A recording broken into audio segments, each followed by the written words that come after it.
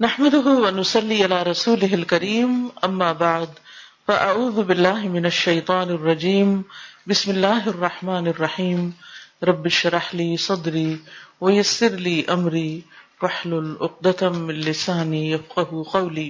چونکہ رمضان آ رہا ہے، چند چیزیں میں آپ سے تھوڑی دیر میں ذکر کروں گی. کسی کی شادی ہو، کوئی فوت ہو جائے، کوئی سفر ہو، ایون روزمرہ زندگی میں بھی ہم جیسے کھانا پکانا ہے یا کسی نے آنا ہے، کوئی مہمان آ رہا ہے، تو ہم کیا کرتے ہیں؟ تیاری کرتے ہیں. اور جو شخص تیاری کرتا ہے وہ اس وقت کے یا موقع کے آنے سے پہلے پھر اپنا کام آسان طریقے سے کرنے کے قابل ہوتا ہے. اور اگر کوئی پلاننگ نہیں کرتا، تیاری نہیں کرتا، ہیپ ہیزرڈ کسی چیز کو شروع کرتا ہے تو اس میں وہ کوالٹی نہیں آتی. رمضان ایک نیکیوں کا موسم بہار ہے اور بہترین طریقے سے انسان اپنے جسم، اپنی روح، اپنے دل کی تطہیر کر سکتا ہے، یعنی اس کو پاک کر سکتا ہے. بہت اللہ ہی کرتا ہے لیکن ایک ذریعہ بنایا اللہ نے دلوں کی صفائی کا، روح کی صفائی کا، ہماری تربیت کا اور ہمیں تقویٰ دینے کا. تو ہمارا ٹارگٹ اس میں یہی ہونا چاہیے کہ ہم نے اس رمضان میں تقویٰ حاصل کرنا ہے انشاءاللہ. ٹھیک ہے، یہ ہمارا ٹارگٹ ہے. اب تقویٰ کے حصول کے لیے پھر ہم نے کیا کرنا ہے؟ سب سے پہلے رمضان سے پہلے ہی تیاری شروع کر دینی ہے. اس میں سب سے پہلی بات یہ کہ ہم اپنے گناہوں پر سچی توبہ کریں. توبہ اور استغفار ویسے تو ہمیشہ ہی کرنی چاہیے، لیکن یہ یاد رکھیں کہ گناہ نیکیوں کے راستے میں حائل ہو جاتے ہیں. نیکیوں کا موسم بہار آ رہا ہے، کہیں ایسا نہ ہو کہ آپ اس سے پوری طرح فائدہ نہ اٹھا سکیں اور آپ نیکیاں نہ کر سکیں. کیوں؟ گناہوں کی وجہ سے. اگرچہ رمضان میں بھی گناہ معاف ہوتے ہیں، لیکن اس سے پہلے کہ جتنے گناہ ہیں یا رب تو ہمیں معاف کر دے تاکہ ہم سے بوجھ اتر جائیں اور ہم بہترین طریقے سے روزے رکھیں، بہترین طریقے سے تلاوت کریں، بہترین دعائیں کریں اور واقعی ہمیں تقویٰ حاصل ہو جائے. تو جب یہ مہینہ شروع ہو تو ہم شرح صدر کے ساتھ، اطمینان کے ساتھ اپنی عبادت اور نیک اعمال میں مشغول ہو جائیں، اس طرح کہ ہم واقعی مطمئن ہوں. تو گناہوں کے بوجھ کے ساتھ رمضان میں داخل نہ ہوں، توبہ کے ساتھ داخل ہوں تاکہ رمضان شروع ہوتے ہی دوڑ لگ جائے. ٹھیک ہے، اور کہیں رکاوٹ نہ آئے. رکاوٹوں کو دور کرنے کا طریقہ کیا ہے؟ استغفار، سچی توبہ. وَتُوبُوا إِلَى اللَّهِ جَمِيعًا أَيُّهَا الْمُؤْمِنُونَ لَعَلَّكُمْ تُفْلِحُونَ. تم سب اللہ کے حضور توبہ کر لو اے ایمان والو تاکہ تم کامیاب ہو سکو. رسول اللہ صلی اللہ علیہ وسلم نے فرمایا، لوگوں اللہ سے توبہ کرو کیونکہ میں دن میں 100 مرتبہ اس سے توبہ کرتا ہوں، دن میں 100 بار. ٹھیک ہے، پھر اسی طرح دعا کرنا. دوسری چیز کیا ہے؟ دعائیں کرنا. خاص دعا کیا ہوگی رمضان کے آنے سے پہلے کہ یا اللہ ہمیں ہر طرح کی بیماری، تکلیف، پریشانی، مصروفیت سے محفوظ رکھنا تاکہ ہم رمضان کی عبادت صحیح طور پہ کر سکیں. کوئی رکاوٹ نہ بیچ میں آ جائے، کوئی اچانک حادثہ، کوئی پریشانی، کوئی ایسی چیز بیچ میں نہ ہو کہ جو ہماری عبادت میں رکاوٹ بنے. کیونکہ بعض اوقات آپ دیکھیے کہ آپ کی بڑی تیاری ہوتی ہے کام کرنے کی، اچانک آپ خود بیمار ہو جاتے ہیں یا گھر والوں میں سے کوئی بیمار ہو جاتا ہے تو پھر کیا ہوتا ہے؟ جو کچھ آپ نے پلان کیا ہوتا ہے وہ سب طرح کا طرح رہ جاتا ہے.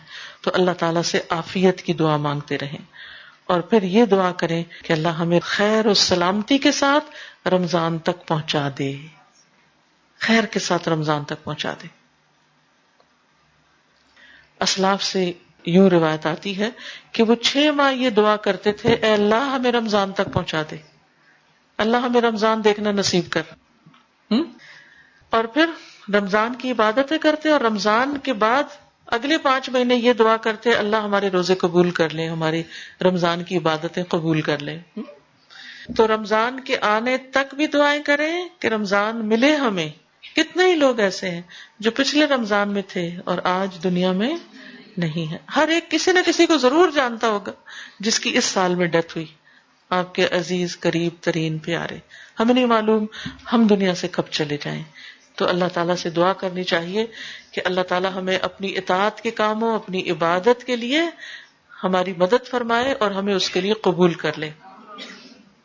تیسری چیز، اس مہینے کا خوشی سے استقبال کرنا، اس کے بارے میں سوچ کر خوش ہونا، کیونکہ رمضان گرمیوں میں آ رہا ہے، جون میں آ رہا ہے، عین گرمی کی شدت کا مہینہ، تو اس لیے کچھ لوگ اس کے آنے کی خبر سے پریشان بھی ہوتے ہیں دل میں، بڑی گرمی ہوگی، بڑی پیاس لگے گی، کاموں کا کیا ہوگا، ایسا کیسے ہوگا، ویسا کیسے ہوگا۔ لیکن آپ نے ہر سال دیکھا ہوگا سب کچھ ہو جاتا ہے، تو آگے کا خوف نہیں کریں، پیچھے کے تجربے سے مطمئن ہو جائیں کہ الحمدللہ اللہ نے سب کرا دیا تھا، لاسٹ ایئر بھی کرا دیا تھا، اس سال بھی اللہ کے فضل سے ہو جائے گا۔ تو اس لیے خوشی سے رمضان کا استقبال کریں، اور اس کا بھی اجر ہوگا انشاءاللہ تعالی، کیونکہ جب انسان خوش ہو کر کسی کام کو کرتا ہے تو وہ آسان بھی ہو جاتا ہے، اور اس کے ساتھ ساتھ اس کی کوالٹی بہت اچھی ہوتی، اور جب کوالٹی اچھی ہوگی تو پھر اجر بھی زیادہ ہوگا۔ اور آپ کو معلوم ہے کہ رمضان جو ہے اس میں جنت کے دروازے کھول دیے جاتے ہیں، جہنم کے دروازے بند کر دیے جاتے ہیں، ہر طرح کی خیر و برکت نازل ہوتی ہے۔ تو اللہ سبحانہ وتعالیٰ نے اس مہینے میں قرآن مجید ہمارے لیے نازل کیا، جس کے بارے میں اللہ تعالیٰ فرماتے ہیں قُلْ بِفَضْلِ اللَّهِ وَبِرَحْمَتِهِ فَبِذَلِكَ فَلْيَفْرَحُوا هُوَ خَيْرٌ مِّمَّا يَجْمَعُونَ، کہہ دیجئے کہ اللہ کے فضل اور اس کی رحمت سے چاہیے کہ اس پر خوش ہو جائیں، وہ ہر اس چیز سے بہتر ہے جسے لوگ جمع کر رہے ہیں۔ تو الحمدللہ آپ سب اس چیز سے واقف ہیں اور تجربہ کر چکے ہیں کہ سب سے زیادہ ہمارا تعلق قرآن مجید کے ساتھ رمضان میں ہی ہوتا ہے، تو اس پر بھی ہمیں خوش ہونا چاہیے کہ جس چیز پر اللہ نے خوش ہونے کے لیے کہا وہ موقع آ رہا ہے خوش ہونے کا اور اللہ تعالیٰ کو خوش کرنے کا، کہ قرآن پڑھنے کا، سننے کا، غور و فکر کا، یاد کرنے کا، تلاوت کرنے کا اور زیادہ ہمیں موقع ملے گا۔ پھر اسی طرح چوتھی چیز، رمضان سے پہلے پچھلے روزے قضا کر لیں، کیونکہ جب سال پورا ہو جاتا ہے تو فریضہ بھی پورا ہو جانا چاہیے، اگلے سال کے لیے نہ چھوڑیں، ٹھیک ہے۔ ابو سلمہ کہتے ہیں کہ میں نے عائشہ رضی اللہ تعالی عنہا کو فرماتے ہوئے سنا کہ میرے اوپر رمضان کا روزہ لازم ہوتا، شعبان سے پہلے اس کی قضا کی توفیق نہ ہوتی۔ یحییٰ نے کہا کہ یہ نبی صلی اللہ علیہ وسلم کی خدمت میں مشغول رہنے کی وجہ سے تھا کہ ان کے قضا روزے پورے نہیں ہوتے تھے، لیکن وہ میک شور کرتی کہ اگلا رمضان شروع ہونے سے پہلے وہ اپنے چھوٹے ہوئے روزے مکمل کر لیں، ٹھیک ہے۔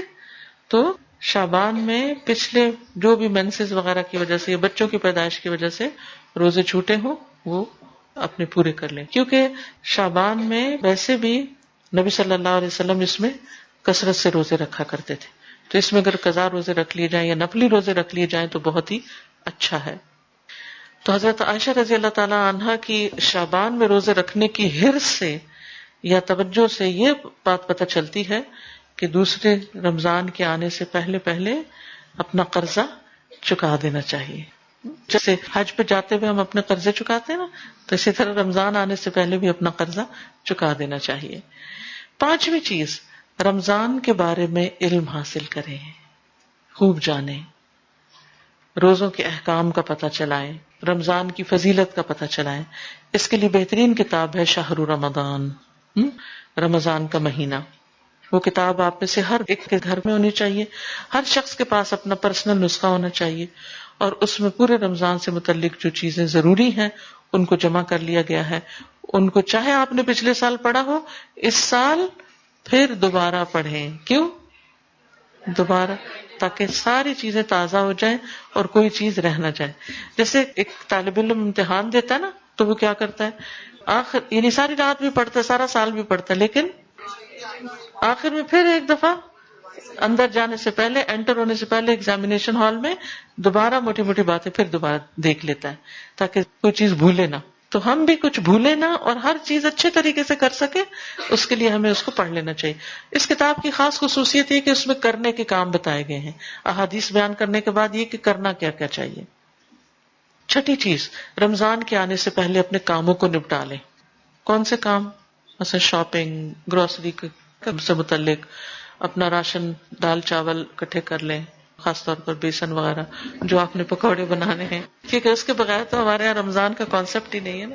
لیکن یہ کہ اس سے ہم اپنے لیے بڑی مشکل کھڑی کرتے ہیں، کیونکہ کھانے میں تو مزہ آتا ہے لیکن اس کے بعد پیاس کا دور شروع ہوتا ہے جو روزے سے پہلے ہی ہوتی ہے، اور پھر اس میں مزید اضافہ ہو جاتا ہے. پھر جب ہم طالوت کی فوج کی طرح زیادہ پانی پی لیتے ہیں تو پھر تراویح پڑھنے کے لیے ہمیں مشکل ہو جاتی ہے.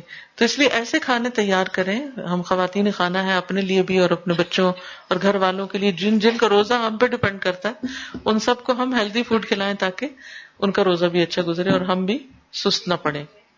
تو یعنی ہر طرح کی تیاری، عید کے کپڑے بنا لیں، صفائی وغیرہ کر لیں، اور جو کام آپ کو رکاوٹ ڈالتے ہیں مختلف عبادتوں میں ان کو پہلے سے ہی نپٹا لیں. اس کے علاوہ بھی راشن وغیرہ کی تقسیم کریں، یعنی غریبوں میں کھانا وغیرہ، اگر یا تو رمضان میں روزانہ افطاری بھیجنے کا اگر آپ اہتمام کر سکتی ہیں تو ٹھیک، اگر نہیں تو سوکھا راشن جو ہے وہ آپ غریبوں میں بانٹیں. اور اگر آپ کے نزدیک کوئی غریب نہیں رہتا تو جو لوگ یہ کام کر رہے ہیں ان کو آپ اپنے حصے کا یعنی کہ کنٹریبیوشن دے سکتے ہیں کہ وہ لوگ آگے غریبوں میں راشن دیں، کیونکہ یہ شہر المواسات ہے، ہمدردی کا مہینہ ہے. تو اس میں انسان کو صدقہ خیرات بھی خوب کرنا چاہیے. لیکن بعض اوقات ہم رمضان کا انتظار کرتے رہتے ہیں کہ رمضان شروع ہوگا تو صدقہ کریں گے.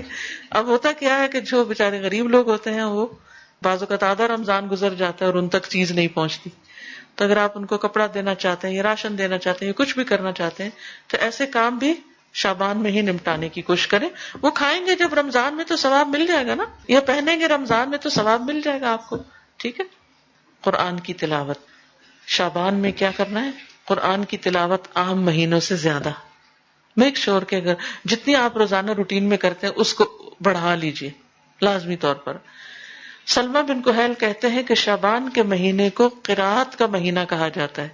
یہ کیا ہے؟ شہر القراءہ، قراءت کا مہینہ، اس میں قرآن زیادہ پڑھا جائے. عامر ابن وقاص کے بارے میں آتا ہے کہ جب شعبان کا مہینہ شروع ہوتا تو اپنی دکان بند کر دیتے اور قرآن کی تلاوت کے لیے فارغ ہو جاتے. تو بہت سے لوگ شعبان کی فضیلت سے غافل رہتے ہیں. وہ رمضان کو تو لک فارورڈ کرتے ہیں، اس کی تو تیاری کرتے رہتے ہیں اور مادی تیاری تو کرتے رہتے ہیں کہ چیزیں خرید لیں، کپڑے خرید لیں، عید کے کپڑے سلوا لیں وغیرہ وغیرہ، لیکن اس سے غافل ہو جاتے ہیں یعنی قرآن اور نفلی روزوں سے. ابو بکر بلخی کہتے ہیں کہ ماہ رجب کھیتی لگانے کا مہینہ ہے. رجب کھیتی لگانے کا مہینہ ہے، شعبان کھیتی کو پانی لگانے کا مہینہ ہے، اور رمضان کھیتی کاٹنے کا مہینہ ہے. ان کا یہ بھی کہنا ہے کہ ماہ رجب کی مثال ہوا جیسی ہے کہ ہوا چلتی ہے پہلے، شعبان کی مثال بادلوں جیسی ہے کہ پہلے ہوا چلتی پھر بادل آ جاتے ہیں، اور رمضان کی مثال بارش جیسی ہے. اور جس نے ماہ رجب میں نہ تو کھیتی بوئی نہ شعبان میں کھیتی کو پانی لگایا تو وہ رمضان میں کھیتی کیسے کاٹے گا؟ گویا کسی کام کے کرنے سے پہلے اگر آپ نے تیاری ہی نہیں کی، پلاننگ ہی نہیں کی، تو جب کام سر پہ پڑے گا تو اس وقت آپ وہ کام اچھے طریقے سے کر نہیں سکتے، رمضان کے مہینے سے بھرپور فائدہ اٹھا نہیں سکتے. تو اللہ تعالیٰ سے دعا ہے کہ اللہ تعالیٰ ہمیں رمضان سے بھرپور فائدہ اٹھانے کی توفیق عطا فرمائے. وآخر دعوانا ان الحمد للہ رب العالمین.